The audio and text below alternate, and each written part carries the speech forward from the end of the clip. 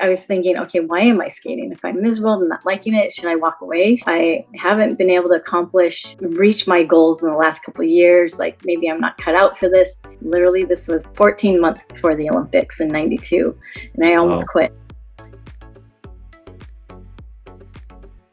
Hi, welcome to Fit Kids Conversations. I'm your host, David Jacobson. Today, I'm thrilled to be joined by Kristi Yamaguchi, Olympic gold medal figure skater and founder of Kristi Yamaguchi's Always Dream. Thanks for joining us today, Kristi. Thank you so much, David. It's a pleasure to be here. So I want to talk about a little bit of the making of you as a champion. And I learned, I had not known this before, even though I always followed the Olympics and skating and the like, that this was actually the beginning of skating was therapy for you for a club foot is what I read. Is that true? And can you talk about that a bit? Partially true. I did have very turned in feet. I don't think it was actually ever like diagnosed as club feet, but yes, I had many corrections from basically 2 weeks of age or 2 months of age, casts and braces and everything on my legs till I was about three or 4 years old.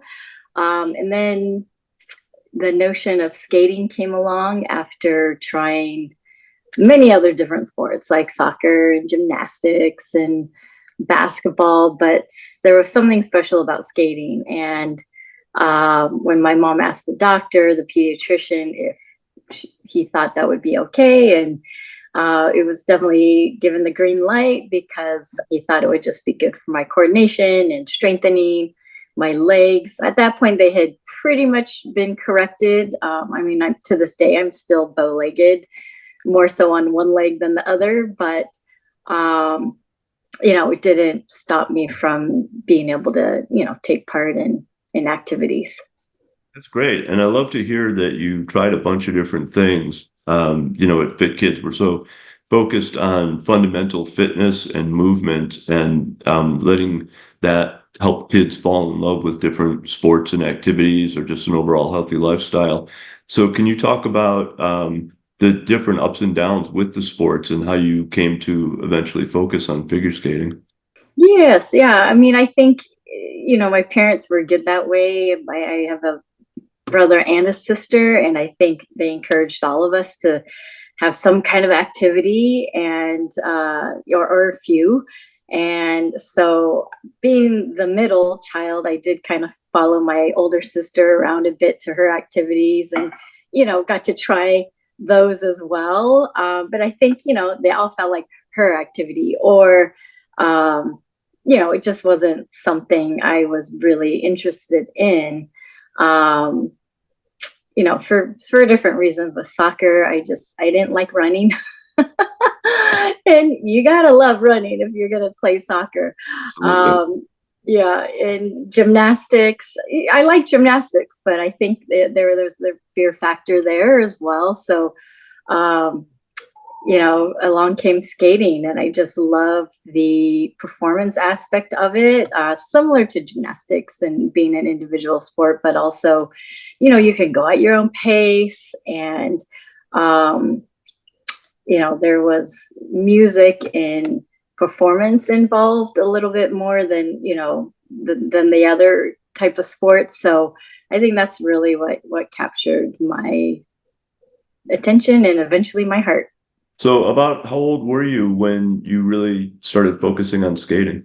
I was probably 6 years old when I started skating.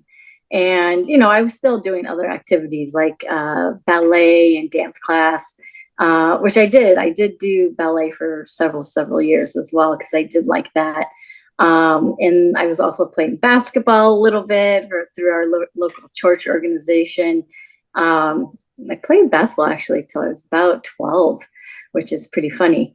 I was never good, but it was a good thing, good activity and social activity. But I think it was middle school when I really started to focus in a lot more on skating and making changes. I think that where my life was really a lot more focused on the training and the practice, because at that point it was every day already, and sometimes before school and after school. So yeah, it became a lot pretty quickly. So it's interesting. The sports you mentioned, gymnastics, figure skating, and ballet, all three notoriously tough, especially on young girls' bodies. And I'm curious if you had struggles that way or lessons that you learned that you feel parents of young girls specifically can apply.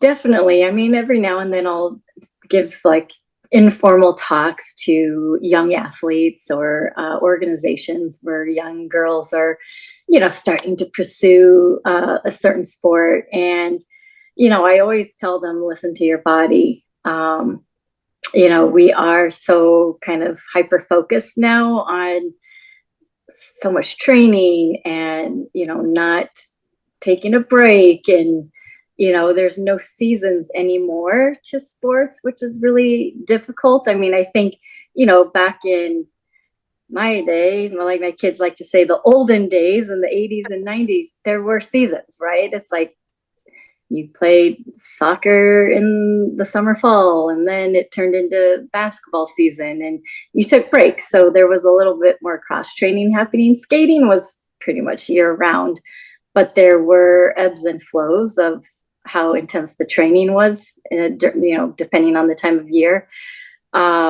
But it's always listen to your body. Like my coach in skating was very good at making us, take the rest, go see the doctor if there was an injury, and look after it right away, because if you come back too soon, if you don't do the physical therapy, if you don't do the treatments, or even just the rest, it's going to get worse and worse, and it can turn into something that's going to prevent you from actually taking part in your sport. So I think learning that early on kept me healthy. Like I dealt with ankle problems. I had an ankle injury, and as you know, ankles, once you injure them, it's something you kind of have to manage the rest of your life. But other than that, I think I was really lucky to avoid very serious injuries that ever kept me out of competition. Were focuses on sleep and nutrition part of your training as well, and starting at what age?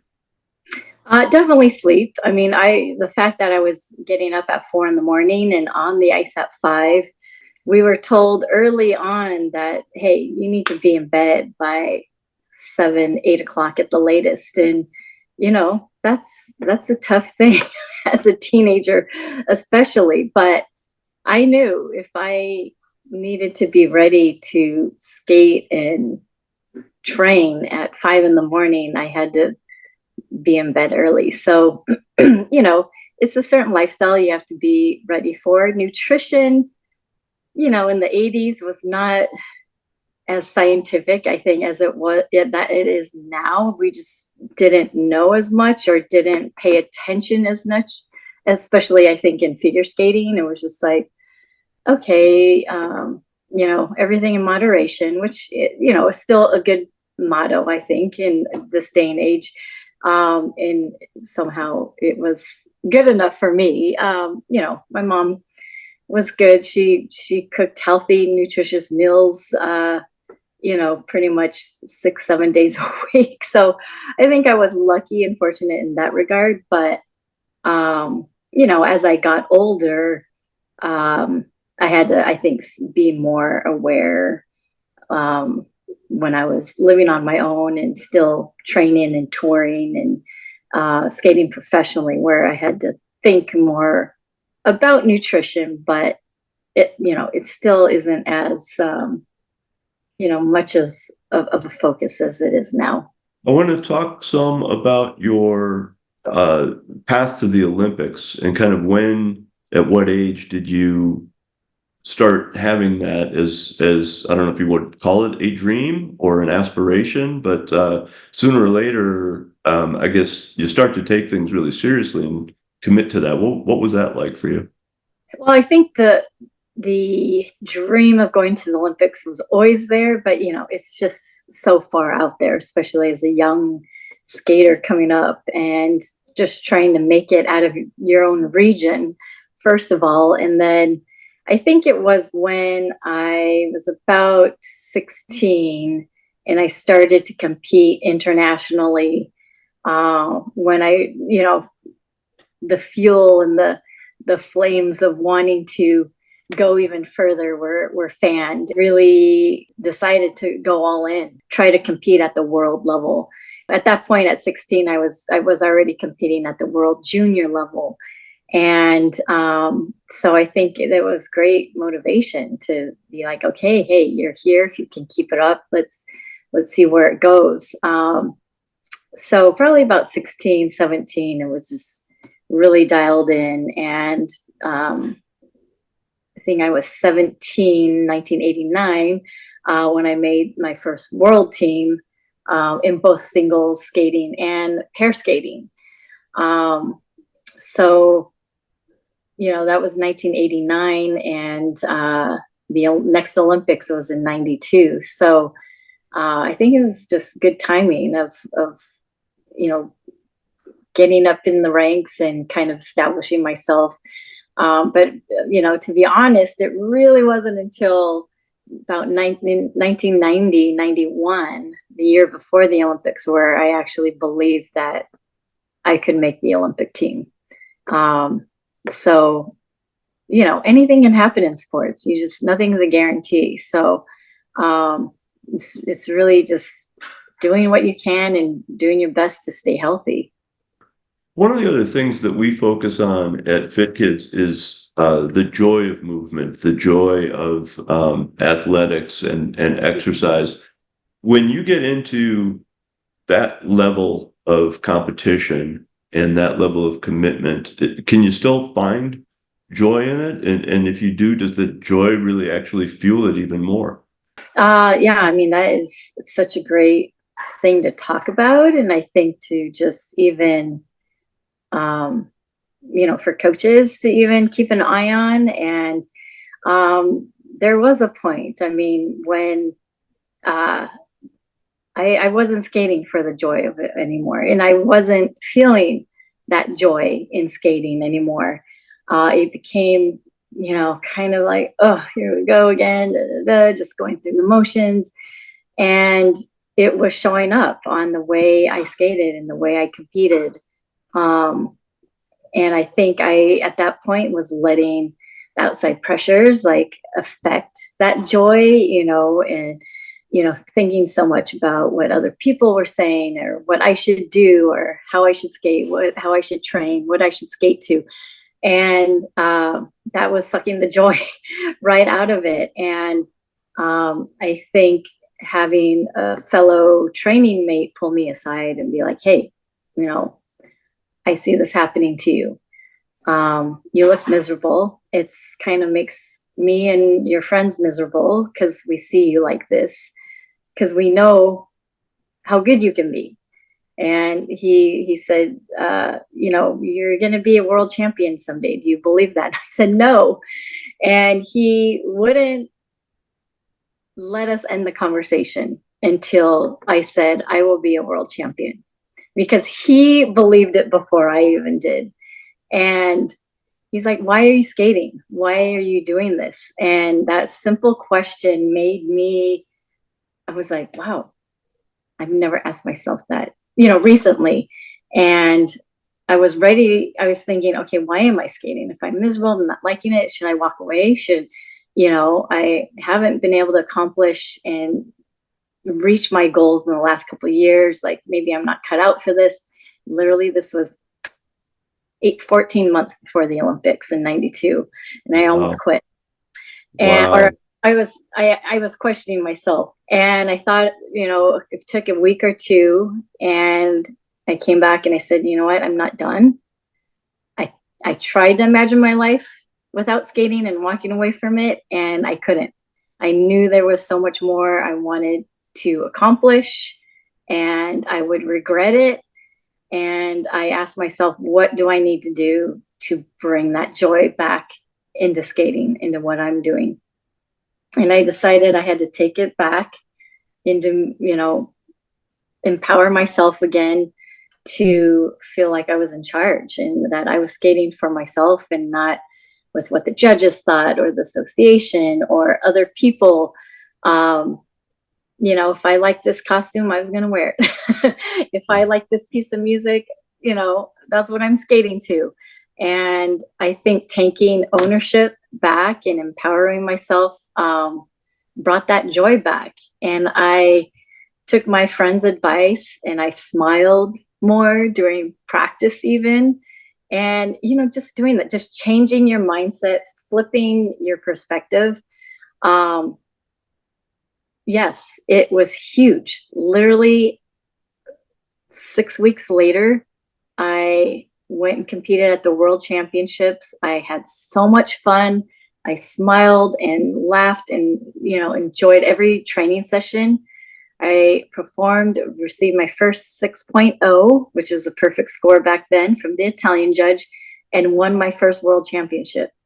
And, it was just kind of a light bulb went on. And when I skated from, the heart and the passion and bringing that back, it was so much different. And I think, you just have to know, like, okay, how much do you let in? And how it, yes, your coaches are there. I continue to always, let her lead the way, but, you have to really dig deep and, figure out like, where is that joy and how do I bring it back? That's just one of the most beautiful things I've ever heard. That's an amazing story. Thank you for sharing that with us. I would love for you to name your friend who helped you out. So if you're willing to do so, if you're not betraying a confidence or anything like that, because that person deserves a lot of credit. Yes. For helping you regain your joy so that we as a viewing public got to participate in that joy and feel it for ourselves when we watch you perform. Yes, no, absolutely. So his name's Kurt Browning. And at the time he was already a 3 or 4-time world champion in skating from Canada. And at the time I was training up in Edmonton, Canada, where he grew up skating, and several other world international national champions were skating there as well, from Sweden, Norway, Denmark, Australia, New Zealand. So it was a skating mecca at the time. So he was definitely, yes, someone that I always, let him know, like, gosh, you just made the biggest difference. I don't know if he truly understands what impact he had in that moment. I'm curious if you felt mental health implications at the time. And there's so much focus now in the world at large, and especially with us at Fit Kids, in terms of translating physical activity and physical fitness into mental health. And it may not have been talked about that way, those decades ago, but did you perceive an actual mental health challenge and respond to that as well? I think, like you said, this was like early 90s, and it just not so much was even known or talked about. I did work with sports psychologists on how to, handle the pressure of competition, how to calm the nerves, and, use techniques, whether it was visualization or breathing, positive self-talk. I mean, we didn't call it, I think, positive self-talk back then, but it was like, okay, what are the things I need to remind myself as I'm competing or right before I compete? And I always made sure I wasn't saying, don't fall, don't do this, don't whatever. And it was more like, okay, skate fast, bend your knees, keep your arms up, breathe, more positive things. So that's what was going into the mind. But yeah, I mean, I think looking back for sure, there's definitely mental um, health and mental strength, I think, that you need to find when you're in a intense sport environment, or even any sport environment. It could be recreational too. I mean, there's pressure out there, Yeah. and I think in some ways, sport and active activities, movement is so good because one, it is releasing so much, right, of those happy, you know, energy wise within your body. And um, I think you learn so much. I think you also gain resiliency because you're not always going to be successful in sport. And I think you learn failure, and I think you learn, oh, okay, that I'm bummed out that I didn't win, or I failed, or I fell down, something didn't go right, but you know what? I'm okay. I'm Yeah. going to survive. And you know what? Now I kind of know what to do next time. So that doesn't happen again. And, you learn that through sports and activities. And I think that helps build that resiliency and um, makes kids, I think, in a way stronger mentally, and learn how to deal with failure when it comes later down in life, when it gets a little tougher. You also seem, as we talk more and more about this, as such a resourceful person and either introspective or self-aware. Could you talk about that, if I've got that perceived right, and where that comes from and how you develop that on the fly, especially at such a young age? I mean, I think I've always just been a very introspective person, and very much um, introverted as well. And I don't know, it's like I think I internalize things a lot, whether that's good or bad. I mean, some such situations it's not good, but I think that helps me just work through things before anything is like outwardly done. And I think, I'm very measured in certain situations, and whether I'm playing devil's advocate or not, inside my head, I prepare myself for every situation.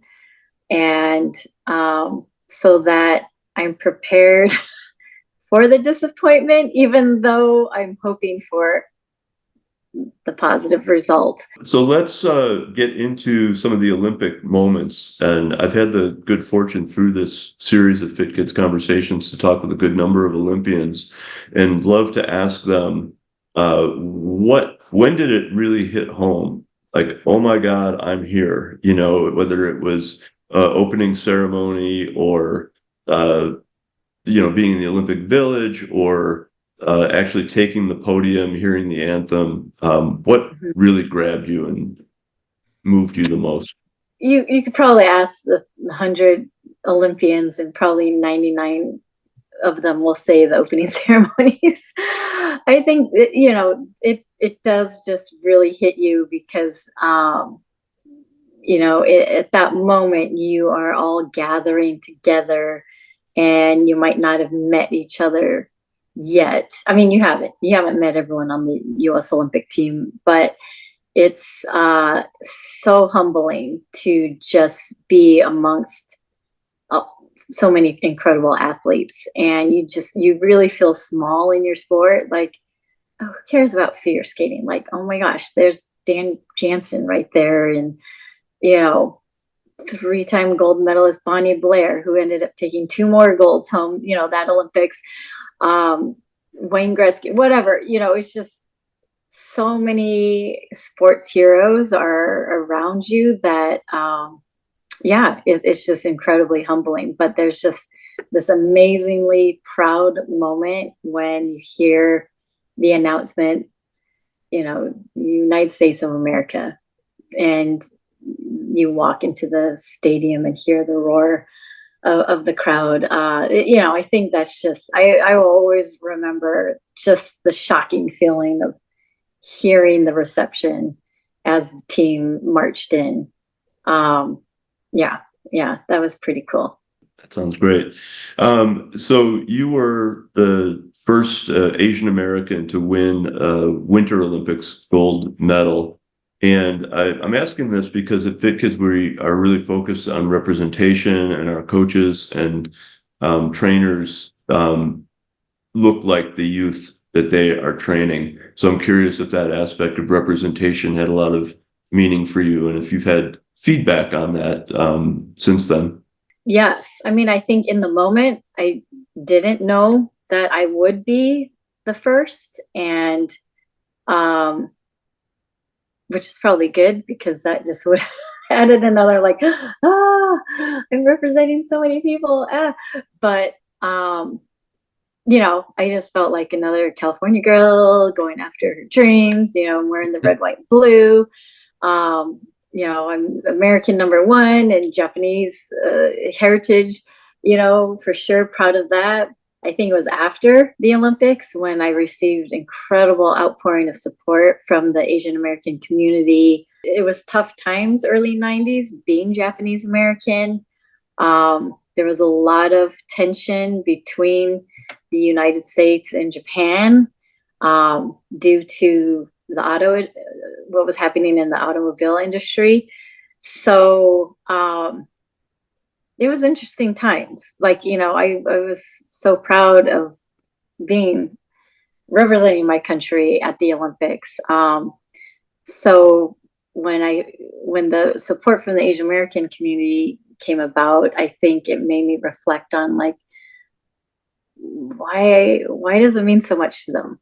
Why are they so proud in this accomplishment? And at 20, you're still just figuring things out, right? But I think as I've gotten older and seen, like, yes, I mean, the generations before me are the ones who paved the way to allow for this to happen. I mean, just one generation away, my mom was born in an internment camp, and her whole family was interned during World War II.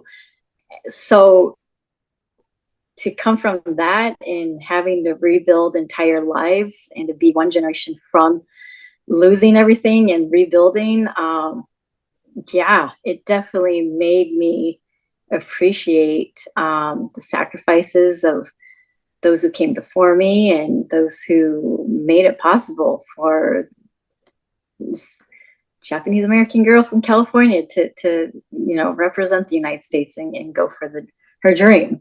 Wonderful. Well, you've had a terrific post-Olympic career as well, between the professional skating, Dancing with the Stars, and Kristi Yamaguchi's Always Dream. So can you maybe talk a little bit about how your early success fueled and led into these other ventures? Right after the Olympics, I joined a professional skating tour called Stars on Ice. And that was a dream to be able to join, the ranks of Scott Hamilton, Katarina Witt, Brian Orser, all of these incredible Rosalind Sumners, the idols and skaters I grew up emulating. And at the time, the tour benefited the Make-A-Wish Foundation.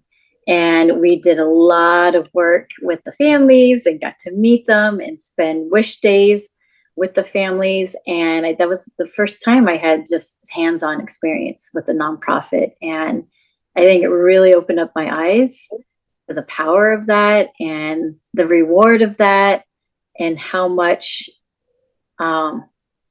positive that someone can do. And it inspired me to start my own organization. So in 96, we established Always Dream. And it was always built around embracing the hopes and dreams of children from underserved communities and doing what we could to, I knew that I had the support and the encouragement to go after my dreams and the resources, but I wanted every child out there to have access to whatever it was that their dream is. And so that's how Always Dream was built and created. We're still going strong 28 years later, which is hard to believe. Yes, absolutely. It was exactly 28 years ago.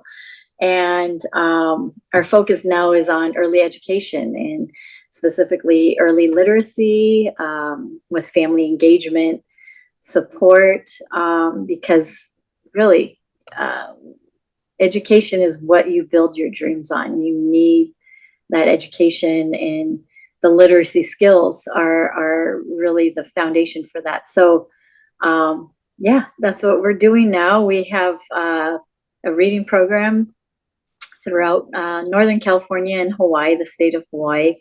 And it's all about access and providing resources for 3, 4, and 5-year-olds and their families, and particularly underserved communities, and making sure that they have the support, the family engagement support to create literacy-rich environments in their homes.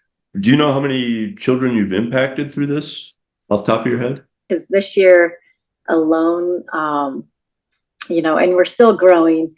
I mean, we've done many different things through the past, the first 15 years of the organization. And then in 2012, we focused on the literacy aspect. So yeah, I mean, we're working towards 10,000 annually by 2027 or the end of 2027. So yeah, so through the years, it's been, quite a few. Great work. Great work. Where do we find that org online and in social media? Yeah, so our website is alwaysdream.org. And yes, has information about our program, about our schools, where we are, our events, how to be involved. And also we are on social media, Always Dream on Instagram and Facebook, or Kristi Yamaguchi on Facebook, I guess, is the most information there. And then, personally on my Instagram, Kristi Yamaguchi, I'm also posting a lot about what we're doing. Amazing. Amazing. Well, what an interesting career you've had. And thank you so much for opening up to us the way you did throughout this conversation. It shows a great depth of character and what can happen when young people are guided well in sports and activities. So just what a great example. Really, really appreciate it, Kristi. Oh, thank you so much. No, it was a pleasure to sit down with you and just kind of reminisce a little.